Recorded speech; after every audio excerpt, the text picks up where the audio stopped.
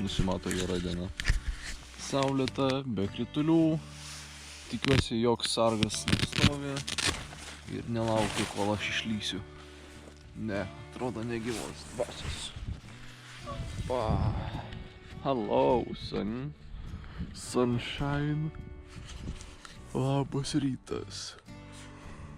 Nu ką, reiks priprast prie miegojimo šaltai, nes kėliausi 3 kartus kokius. Vieną kartą atsikėliau, apsirengiau kombinezoną, kitą kartą, paskui dar kartą atsikėliau, užsidėjau dar vienas kojines, tada šitą vidinę ten tokia striukė yra. Vieną striukę pasidėjau po miegmaišių, kad ne taip šalta nuo žemės būtų. Tada dar maikutį užsidėjau, termomaikį užsidėjau. Nu ir taip vėsoka buvo dar šiek tiek, tai šiandien, manau, dar stipriau apsirengsiu beveik viską, ką turiu. Ir va.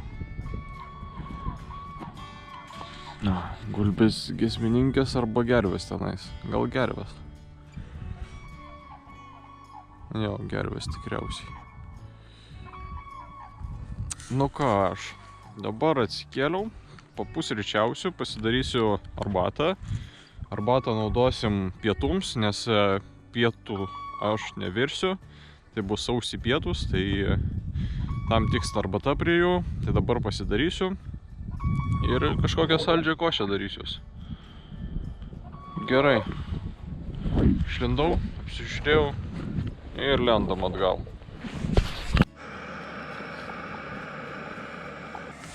Manau, taip darysiu, kad užvirsiu košę. Tada jau, kai bus prie gaminimo galo, paliksiu ją brinkti. Ir pats pradėsiu daiktus dėtis. Susidėsiu palapinėje, paskui lauką viską išnešiu, palapinę sudėsiu. Pasiruošiu plaukti kaip ir, bet dar būsiu šiltai apsirengęs ir tada pavalgysim pusryčius. Turėtų išlikti šilti. Ir tada brinksiu tuo pačiu. Nu, pabaigs brinkti. Taisyklingiau sakant. Superinis oras nusimato. Baidarė saugo mane. Nice, nice. Duodu liuksą.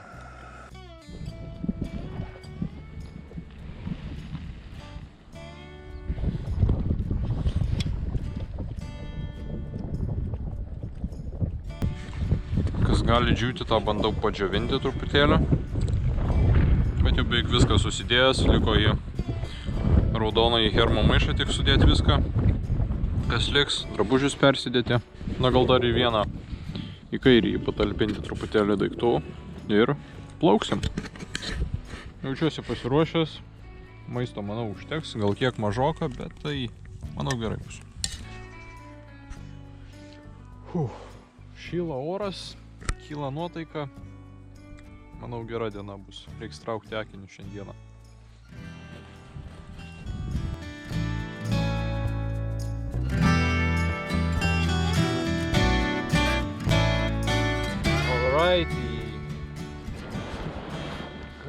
Kajakas paruoštas, prasidės antra kelionės diena.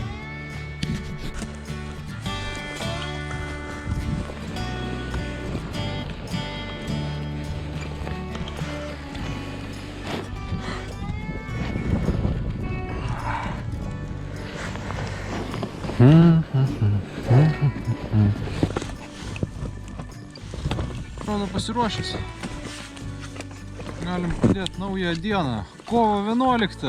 Haha. Su kovo 11 jūs. Pirmadienis, šiandien nedarbo diena. Gal sutiksiu daugiau žmonių upėje. Po neilgo plaukimo prisipūsiu baidarę, nes kai buvau prisipūtęs sausumoj, tai oras slėgis ten vienoks buvo, o kai įmerkiau į šaltą vandenį, tai tada oras susitraukė ir sumažėjo kaip čia oro tankis ar kas ten, ir tada reikia dapūsti.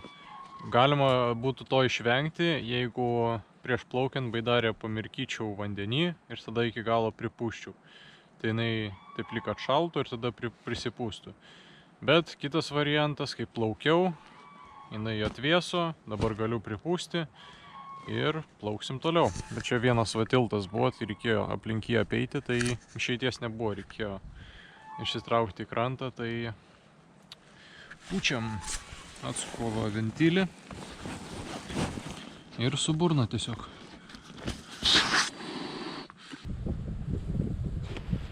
Mano ten arkliai ganosi, kažkur už manęs laukuose gervės klykauja. Gal jau nuskrido. Bevro irštvą matau. Paplaukti šalia. Pažiūrėsim, kas čia gero. Buvau taip už medelį užsikabinęs. Wow. Eik tu šau.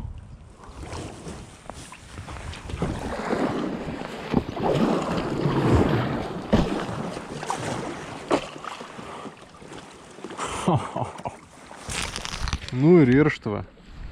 Wow. Kai didumo. Visus pagaliukus sutampė. Nieko savo, inžinierius. Atplaukiau į stovyklavietę. Pailsėsiu. Nežinau kiek nuplaukiau, bet tikrai daugiau nei 8. Nes buvo ženklas iki stovyklavietės 8. Dabar tikriausiai prie šitos stovyklavietės lipsiu, kojas pailsinsiu, nes jau kažkaip pavargo, tai vat laikyti jas. Poilsis. Kad ir dviračių meny keliauji, atsisėsti yra geriausia, jeigu kažkur sustoji, tai manau ir baidarė plauki ir taip atsisėdi, kojas ištiesi, nugarą ištiesi, taip gerai. Tai 10 km jau yra padaryta. Maždaug ir dabar esu prie Vidžionių kaimo, Vidžionys. Dar manau, dabar yra 12:30. Manau, dar valandėlę paplaukčiau ir tada pietus darysiu. Tai pailsėsiu, pagulinėsiu. Tada plauksim toliau. Upė plati ganėtinai. Vandens yra, užvartų nėra daug, tai taip nėra per daug sunku. Nu, vandens papildymo prašyti. Saudybo šalimais. Bandom.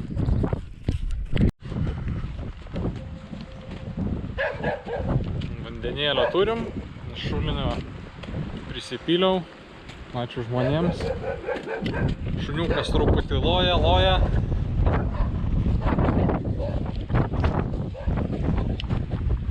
Tikriausiai vėjas pučia, ne ką suprasit.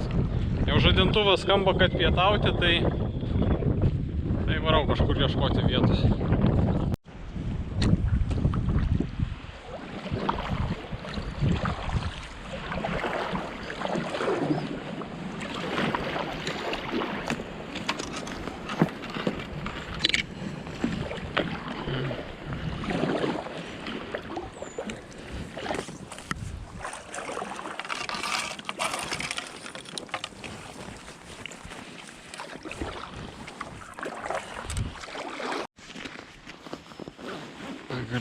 Pagaliau pietus. Traukęs telefoną, pasižiūrėsiu kiek valandų. Taip. 14:42. Kai sustojau vandens prisipilt, tada pradėjo skambėti skambaliukas mano, kad, aš buvau nusistatęs, kad kur ten praeitąją kartą dar ten stovyklavietėje pabuvau, pailsėjau, tai nuo tada nustačiau valandą, kad plaukti. Tai vat beveik lygiai po valandos stojau vandens prisipilti, bet skambėt pradėjo, kai šulinio piliausi, tai dar norėjau paplaukti, nes ten nelabai patogi vieta buvo pietaut, nelabai patiko. Tai dar čia pusvalandį pairklavau, kol radau tokią tinkamesnę, tinkamesnę vietą, nes ne pati geriausia, būna ir geresnių. Tiesiog vat prie upės, baidarį išsitraukiau ir pietausim. Tai kažkaip liūdnoki tie pietus, kai esi alkanas. Yra čia duonos, saldainiukas, obuolių sūris, džiovinti pomidorai ir Čia pasidaręs 20 gabaliukų sviesto, taip atsipjovęs. 20, nes 20 kartų gaminsiu valgyti arba valgysiu. Jis yra 7 pietus, 7 vakarienės ir 6 pusryčiai. Tai 20 padalinau. Na, viską sudėjus tas visas vakarienės, pusryčius, pietus, tai 20 gaunasi. Tai tiek sūrio 20 gabaliukų padariau, tiek ir sviesto, taip po lygiai maždaug padariau. Tai vieną gabaliuką paimu dabar. Ryte pasidaręs arbatos buvau ir bus tokie sumuštinukai. Į Nemuną įplauksiu šiek tiek aukščiau Birštono, bet Birštone nekabinsiu. Ir tada jau kitą pusę kelionės liks Nemunu plaukti. Tai va, tokios naujienos. Pietauju, atgaunu jėgas. Vis dar sėdžiu, nors ir baidariai sėdžiu. Bet gal nueisiu pasivaikščioti truputėlį kažkur aplinkui. Iš gyvūnų tai per daug kol kas nematau, bet praplaukiau 3 didelės bebrų neužtvankas, o namus, bebrų namus. Kai artėju prie kokių nors sodybų, tai pasimato didžiosios zylės. Vis ant medžių jos taip skraidžia ir tada, kai jau priplaukiu, pradeda skleisti tokius pavojaus garsus, taip čip, čip, čip, čip, čip, čip. Lyg kažkas negero ir kitiem paukščiam perspėja. Paskui vis kartais antis, didžiosios antis nuskrenda priešais mane, aš ten išlendu už posūkio ir tada išskrenda. Bet daugiau tokių gyvūnų laukinių kaip ir nelabai mačiau. Na jo, ryte buvo gervių, bet įdienojų kažkaip nesimato daugiau jų. Tikiuosi gal bebrą kokį pamatyti kada nors per šią kelionę. Visai smagu būtų. Ar kokius kitus vandens paukščius, kaip dančiasnapiai, ar gagas kokias. Jų sambūris galėtų būti žemiau Heso. Tai jeigu nuspręsiu plaukti link miesto už Heso, tai gal pamatysiu ir daugiau. Gerai, skanaujam ir traukiam ir ištraukiam džiovintą pomidorą.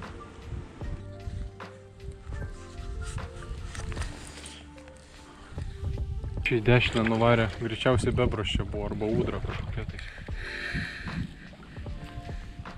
Jau nubėgo. Priekyje didžiulis gulbių pulkas, galbūt jos krist pradės.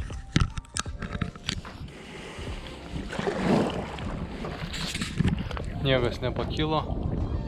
Už manęs greičiausiai gal Stakliškės. Jis lyg matosi pagrindinis kelias tarp Trakų ir Birštono. Nu ir Prienų. Okay. Pakilo gulbės. Ir čia gulbės giesmininkės. Va, čia įrodymas, kiek daug vandens buvo prieš kokias 2-3 savaitės. Va, kur šieno gabaliukas. Tai už kokio metro, nedaugiau nuo dabartinio vandens lygio. Tai čia kai buvo sniego tirpsmo tas vanduo, tai aš įsivaizduoju, kokį čia upę. Dar metras aukščiau, neįsivaizduoju. Čia taip viską neša. Nu ir visur žolės, taip maždaug už metro, taip užlenktos, tai wow. Gal reiks pamėginti kitais metais. Ir bus vėl sniego tirpsmas, prasiplaukti šitą upę. Lygiai prieš savaitę, nu nelygiai, sekmadienį, praeitą. Plaukiau Dukšta su Giedre ir dar 2 pažįstami buvo. Dukštos upė su tokia irgi Drakar baidarė. Ir pirmasis toks Vygantas plaukė, Vygimantas. Ir pirmas plaukdamas rado irklą. Neseniai prieš kokias 5 minutės pagalvojau, kas būtų, jeigu rasčiau irklą. Ar įmanoma rasti irklą? Vis tiek, aš tikriausiai pirmas plaukiu šitoj upėj šiais metais. Gal pavyks. Prašom, guli draugas. Turim irklą. Jei. Nu, kas čia per irklas? Kažkoks irklas? gal ir nieko. Pasiskolinti. Pagalvojau apie irklą, radau irklą. Bet tai iš tiesų pagalvojau, čia ar man reikia tų irklo, ar nereikia. Pagalvojau, gal į turistų klubą duoti, iš kurio baidarį ir pasiskolinau šią. Bet galvoju, gal ir jam nereikia ir man nelabai čia reikia, tai paliksiu, neapsikrausiu daiktais. Gal kam nors labiau reikia negu man. Irklas tenai už kampą truputėlį prieš srovę pavariau, nes pažiūrėjau žemėlapį, kad turi lankytina vieta viena būti čia. Aš kaip pietavau, ją užmačiau. Turi būti toks didysis gojaus ąžuolas. Tai einu čia iki miškelio. Žiūrėsiu, kas čia per ąžuoliukas. Dabar 5 valanda vakaro. Jaučiasi taip. Pradėjo vėsti po truputėlį gal. Jau grįšiu po ąžuolo reikės ir megztinį užsidėti, nes dabar tikrai eina tokia sluoksnė. Termomaikutė ilgom rankovėm. Tada užsidėjęs liemenę ir ant viršaus neperpučiamą striukę. O, koks gigantas. Šiaip čia, kai ateidinėjau pro nemažą ąžuolyną praėjau. Visur tik ąžuolų lapai ir medžiai ąžuolai. Na va, koks dičkis. Oho. Į viršų iššovęs. Aukštis 34, tūris 45 kubiniai metrai. Amžius apie 400 metų. Apimtis 645. Valstybės saugomas.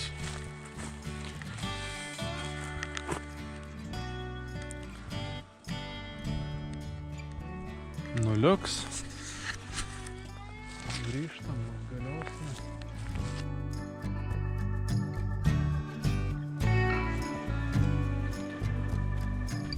Dieną užbaigiam. Tai va. Šalia upės tiesiog išsipursiu. Pamačiau visai fainą vietą. Čia va apylygė. Taip, eina keliukas, bet manau, nieko tokio.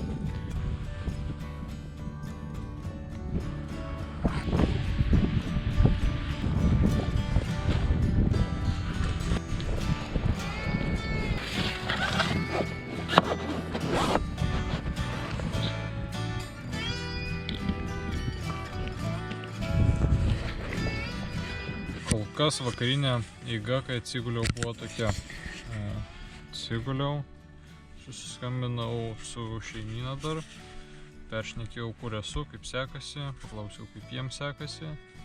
Tada pagulėjau, atsikeliu ir pirmas dalykas norėjau persirengti, apsirengti miego drabužius.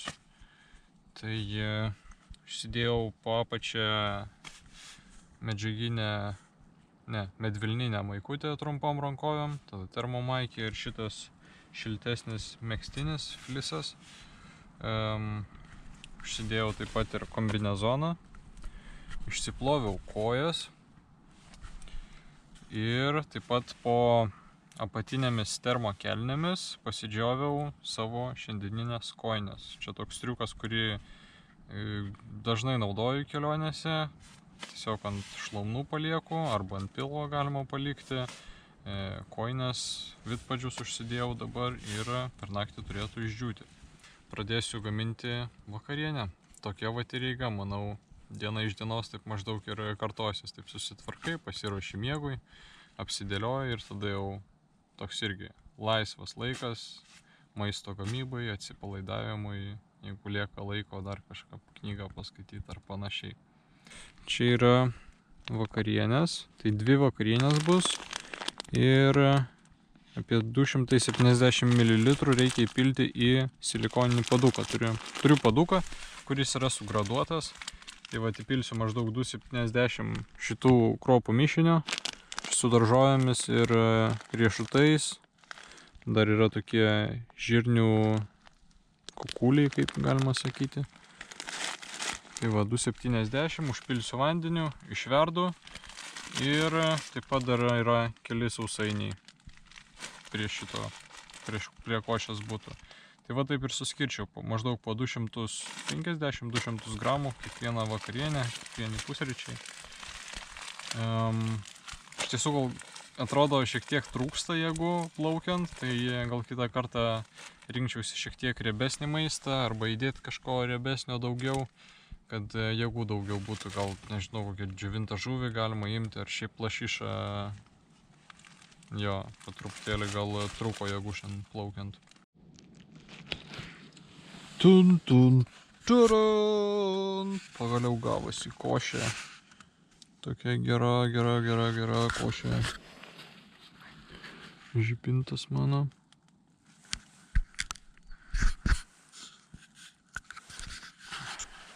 Nes vakar vakare ir šiandien ryte, kai vyriausi košės, tai per daug vandens buvo, tai sriubytė buvo.